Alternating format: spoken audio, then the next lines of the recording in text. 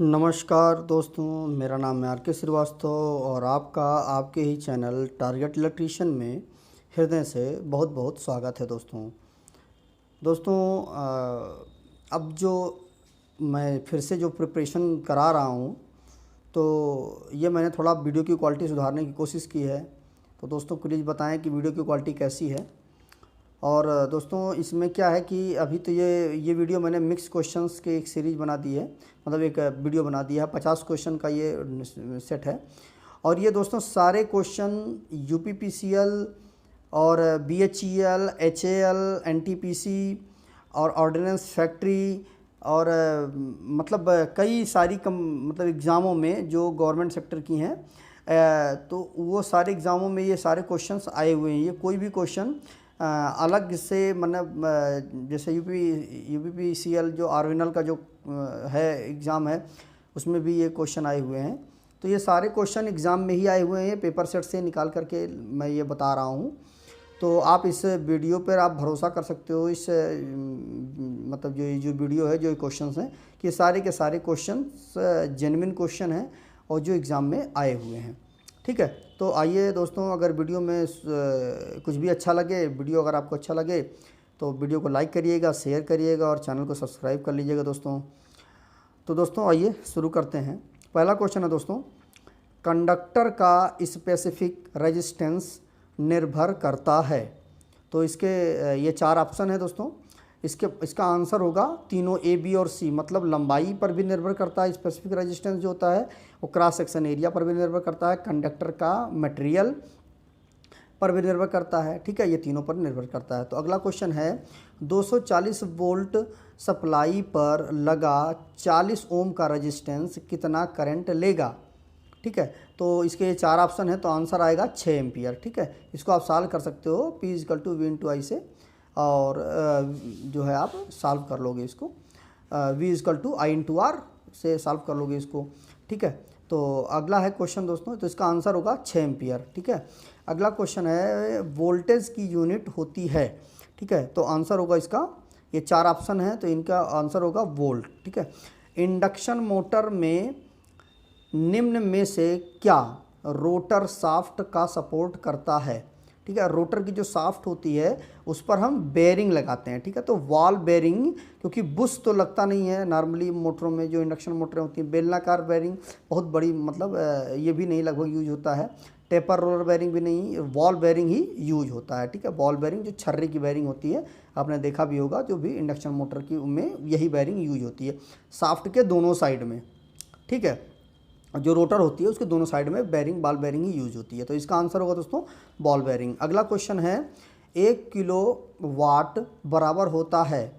तो इसका आंसर होगा दोस्तों 1000 वाट। ठीक है, 1000 वाट बराबर 1 किलो वाट। ठीक है, और अगर इसको हम एच लगा दें, KW, तो एक यूनिट बन जाएगी। ठीक है, तो एक किलो वाट बराबर 1000 वाट होता है। अगला क्वेश्चन है, निम्नलिखित में से कौन सा चुंबकीय फ्लक्स की इकाई है, वेबर। ठीक है, अगला क्वेश्चन है, सर्किट में बहने वाला इलेक्ट्रिक करंट पैदा करता है। तो इस जो इलेक्ट्रिक करंट होता है दोस्तों, उसके कई प्रभाव होते हैं, जिसमें से मैग्नेटिक प्रभाव, वो चुंबक भी बना सकता है, थर्मल प्रभाव मतलब हीट भी उत्पन्न कर सकता है, और रासायनिक प्रभाव भी इसमें होता है। रासायनिक प्रभाव में जो होता है दोस्तों, जो करंट होता है वो बैटरी को चार्ज कर देता है, वो रासायनिक प्रभाव हो गया। तो उपरोक्त में से सभी इसका आंसर होगा। ठीक है, अगला क्वेश्चन है, कंडक्टर की विशेषता जो करंट के बहने में सहायक है कहलाती है। ठीक है, कंडक्टर की जो विशेषता है करंट को बहने के लिए, सीधी बात है दोस्तों कि रेजिस्टेंस तो होगा नहीं, क्योंकि करंट का वो विरोध करता है। ठीक है, रिलक्टेंस भी नहीं होगा, कंडक्टेंस होगा। ठीक है दोस्तों, इंडक्टेंस भी नहीं होगा, तो कंडक्टेंस ही इसका आंसर सही होगा, क्योंकि करंट के बहने में ये मतलब सहायक होता है जो, तो वो कंडक्टेंस ही होगा। अगला क्वेश्चन है, 100 वाट 200 वोल्ट लैंप का रेजिस्टेंस क्या होगा। ठीक है, तो इसको आप सॉल्व कर लेंगे तो 400 ओम इसका आंसर आ जाएगा। ठीक है दोस्तों, तो V = IR से आप, और P = V × I से आप सॉल्व कर लेंगे इसको। अगला क्वेश्चन है, बिजली के बल्ब का फिलामेंट आमतौर पर से बना होता है। तो तांबा का भी नहीं होता है, माइक्रोन माइक्रोन का भी नहीं होता है, कार्बन का भी नहीं होता है, टंगस्टन जो हम लोग पढ़ते आ रहे हैं शुरू से कि जो बिजली का बल्ब जो होता है 100 वाट का, उसका जो फिलामेंट होता है वो टंगस्टन का ही बना होता है।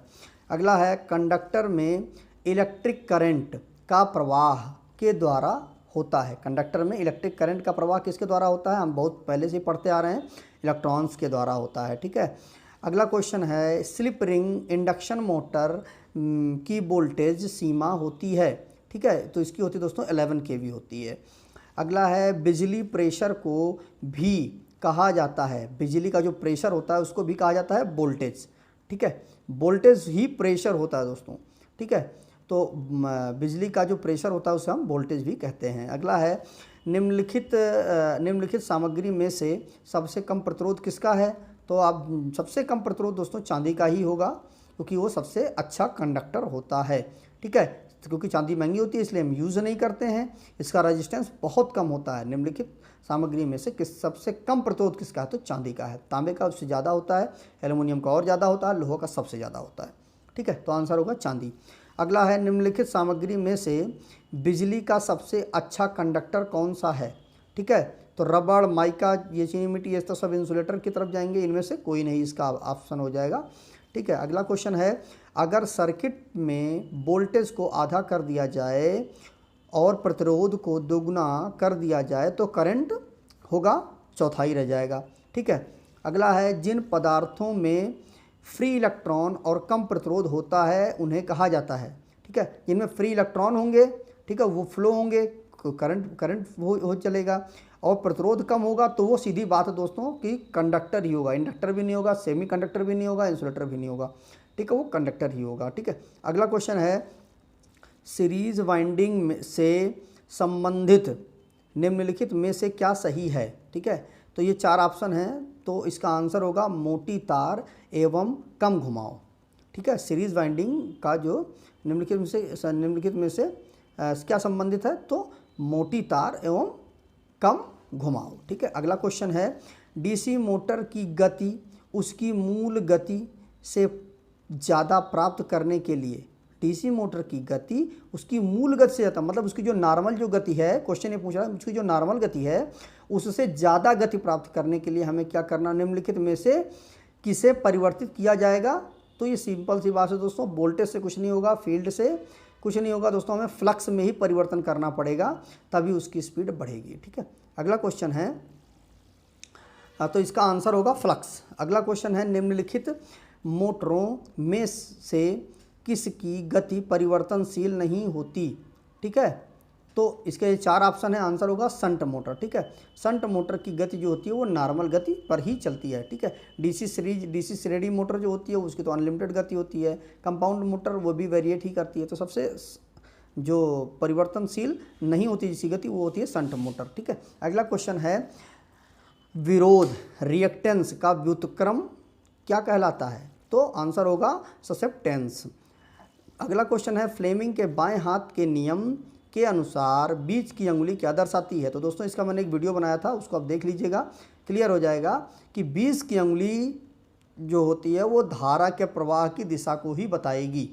ठीक है, क्योंकि पहली जो अंगुली होगी वो मैग्नेट को बताएगी, मतलब फील्ड को बताएगी। ठीक है, और जो अंगूठा होगा वो बल को बताएगा। ठीक है, तो बीच की अंगुली हमसे पूछ रहा है, बाएं हाथ की बीच की अंगुली, तो वो धारा के प्रवाह की दिशा को ही बताएगी। ठीक है, मतलब करंट को बताएगी। अगला क्वेश्चन है प्रतिचुंबकीय पदार्थ का निम्न में से क्या गुणधर्म है? तो आंसर होगा ऋणात्मक चुंबकत्व। ठीक है, अगला क्वेश्चन है चुंबकीय परिपथ में परमियंस का क्या प्रभाव होता है?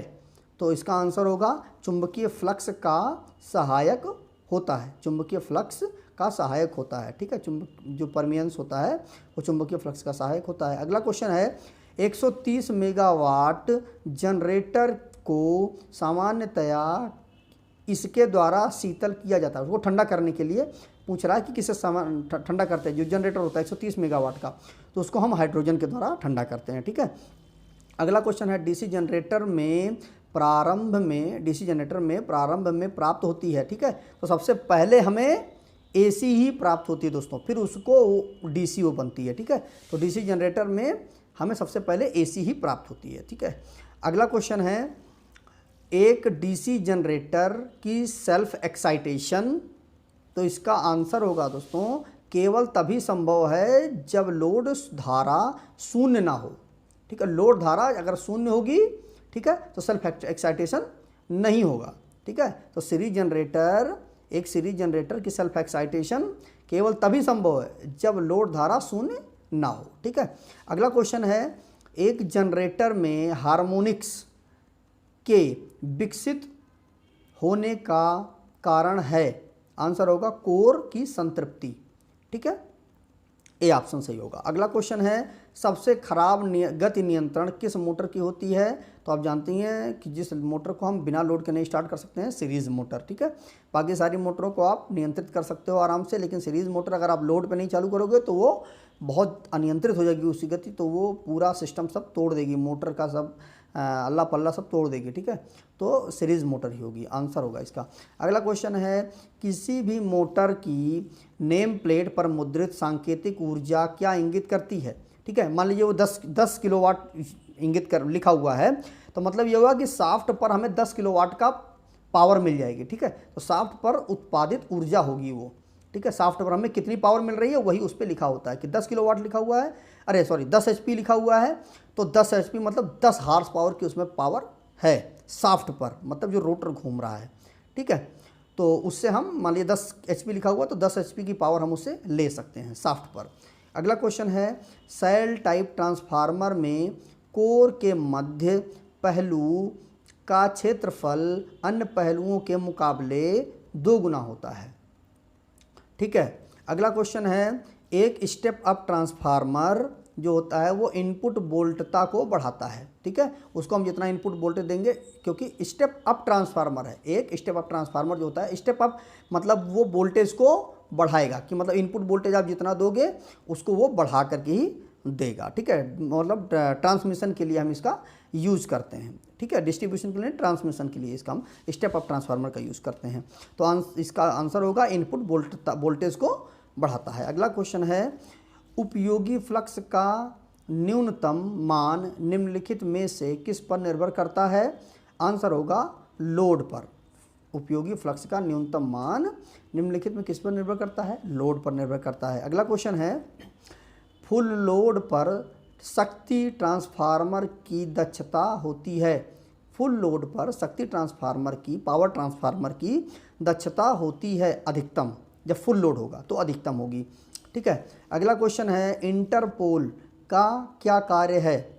तो आंसर होगा इसका कम्यूटेटर में चिंगारी को कम करना। इंटरपोल जो होता है दोस्तों, वो कम्यूटेटर होता है, उस पर जो सेगमेंट होते हैं उन पर जो चिंगारी होती है, जो शार्टिंग होती है, उस शार्टिंग में चिंगारी जो होती है उस चिंगारी को कम करने के लिए ही हम इंटरपोल का उपयोग करते हैं। ठीक है, अगला क्वेश्चन है, डीसी जनरेटर में संकटकालीन प्रतिरोध इस प्रकार बढ़ाया जा सकता है। ठीक है, डीसी जनरेटर में संकटकालीन प्रतिरोध इस प्रकार बढ़ाया जा सकता है, उसकी गति बढ़ाकर। ठीक है, अगला क्वेश्चन है दोस्तों, लैप और वेब वाइंडिंग दोनों के लिए दिक् परिवर्तक बार की संख्या इसकी संख्या के बराबर होती है। ठीक है, लैप और वेब बाइंडिंग दोनों में दिक् परिवर्तक बार की संख्या इसकी संख्या के बराबर होती है। ठीक है, बाइंडिंग घटक के, ठीक है, उसके बराबर होती है। अगला क्वेश्चन है, भार रहित मतलब नो लोड स्थिति में कौन सा मोटर आरंभ नहीं करना चाहिए? मतलब नो लोड स्थिति में। ठीक है, तो सीरीज मोटर को हम नो लोड स्थिति में स्टार्ट नहीं कर सकते। ठीक है, अगला क्वेश्चन है, ये इसका आंसर होगा सीरीज मोटर। अगला क्वेश्चन है, रोटरी कंप्रेसर को चलाने के लिए निम्न में से कौन सा मोटर चुना जाएगा? तो इसका आंसर होगा सिंक्रोनस मोटर, क्योंकि उसमें सिंक्रोनस स्पीड की ज़रूरत होती है। ठीक है, 1500 RPM की। तो रोटरी कंप्रेसर जो होता है वो एयर के लिए ही होता है, तो उसको एकदम स्मूथ RPM चाहिए। ठीक है, तो इसका आंसर होगा सिंक्रोनस मोटर। अगला क्वेश्चन है, जैसे जैसे भार बढ़ता है डीसी शंट मोटर की गति थोड़ी कम होगी। ठीक है, जैसे जैसे आप बढ़ाओगे तो थोड़ी कम हो जाएगी डीसी शंट मोटर की स्पीड। अगला क्वेश्चन है, एलिवेटर के लिए कौन सा डीसी मोटर प्रयुक्त होगा? एलिवेटर के लिए कौन सा डीसी मोटर प्रयुक्त होगा? Series motor. ठीक है, वहाँ पे टार्क की ज़रूरत ज़्यादा होती है। अगला क्वेश्चन है, ट्रांसफार्मर कोर को लेमिनेट किया जाता है। ठीक है, तो क्यों लेमिनेट किया जाता है? इसके 4 ऑप्शन ये हैं, देख लीजिए। एडी, तो इसका आंसर होगा एडी करंट लॉस घटाने के लिए, ठीक है। एडी करंट लॉस, जो हीट जनरेट होगी लेमिनेट कोर को हम इसलिए, जो सिलिकॉन स्टील की बनाई जाती है वो इसीलिए हम यूज़ करते हैं कि जो लेमिनेट कर जाएगी, जो कोर होगी उसमें एडी करंट लॉस, हीट कम जनरेट होगी, ठीक है। इसीलिए हम लेमिनेट करते हैं कोर को, ठीक है। अगला है क्वेश्चन ट्रांसफार्मर, तो इसका आंसर होगा दोस्तों एडी करंट लॉस घटाने के लिए। अगला क्वेश्चन है ट्रांसफार्मर में तेल का कार्य निम्न में से क्या प्रदान करना है? तो जो समझ लीजिए दोस्तों कि जो ट्रांसफार्मर का जो तेल होता है वो खनिज तेल होता है, वो इंसुलेशन के लिए भी होता है और कूलिंग के लिए भी होता है, ठीक है। तो उसके जो साइड में रेडिएटर लगे होते हैं उनमें वो ट्रांसफार्मर का जो तेल होता है, जो गर्म तेल होता है, वो सर्कुलेट होता रहता है, ठीक है। तो उससे क्या होगा, वो विंग्स के, ट्रांसफार्मर की बॉडी के बाहर वो चलता है, जिससे कूलिंग होती है, ठीक है। उनके बीच से हवा गुजरती है तो कूलिंग भी होती रहती है। और ट्रांसफार्मर की वाइंडिंग में जो स्पार्क वगैरह होता है, उस स्पार्क को ख़त्म करने के लिए भी इंसुलेट, मतलब वो इंसुलेट करता है, उस स्पार्क को ख़त्म करता है, ठीक है। तो स्पार्क से भी बचाता है, तो इंसुलेशन के लिए भी काम करता है और कूलिंग के लिए भी काम करता है। अगला क्वेश्चन है डिस्ट्रीब्यूशन ट्रांसफार्मर में कितनी कोर हानि होती है? तो आंसर होगा इसका दोस्तों फुल लोड पर कॉपर लॉस से कम, ठीक है। फुल लोड पर कॉपर लॉस से कम जो होता है वो डिस्ट्रीब्यूशन ट्रांसफार्मर में इतनी कोर हानि होती है, ठीक है, जितना फुल लोड पर कॉपर लॉस से कम ही होती है। अगला क्वेश्चन है एक ट्रांसफार्मर की रेटिंग निम्नलिखित में व्यक्त की जाती है? तो आंसर होगा केवीए में, ठीक है, किलो वोल्ट एम्पियर में। अगला है लोड बढ़ने से डीसी शंट मोटर की गति, लोड बढ़ने से डीसी शंट मोटर की गति क्या होगी? थोड़ी कम हो जाएगी, ठीक है। अगला क्वेश्चन है ट्रांसफार्मर सांस लेता है तब उस पर लोड कम होता है, ठीक है। जब ट्रांसफार्मर में लोड बढ़ेगा तो वो क्या होगा कि जो तेल है उसमें विस्तार होगा और वो ऊपर चढ़ेगा कंजर्वेटर में, ठीक है।